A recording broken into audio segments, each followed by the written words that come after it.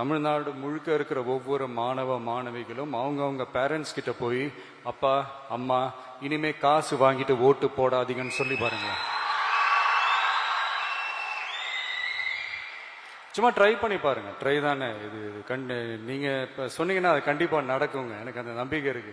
நீங்க தான் அடுத்தடுத்த வருஷத்துல வரப்போற ஃபர்ஸ்ட் டைம் ஓட்டர்ஸா வரப்போறீங்க.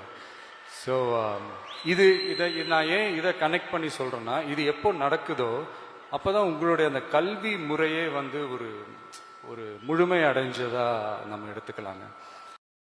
நான் ஒன்று கேட்குறேன் விஜய், உங்களுக்கு என்ன வயசாகுது? எந்த வருஷம் நீங்கள் பிறந்தீங்க? எப்போ சம்பாதிக்க ஆரம்பிச்சிங்க? மக்களுக்கு இது வரைக்கும் என்ன பண்ணீங்க?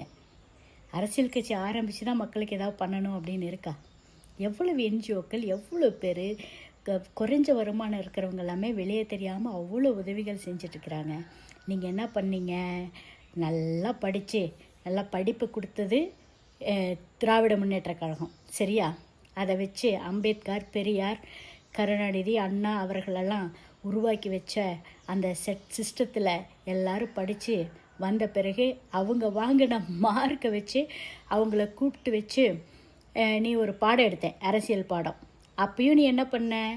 எல்லாரையும் இடத்துக்கு வர வச்சு வாங்கப்பா விருது தரேன், நீங்கள் எல்லோரும் எனக்கு ஓட்டு போடுங்க அப்படின்னு அரசியல் பிரச்சாரம் பண்ணேன். புரியுதா?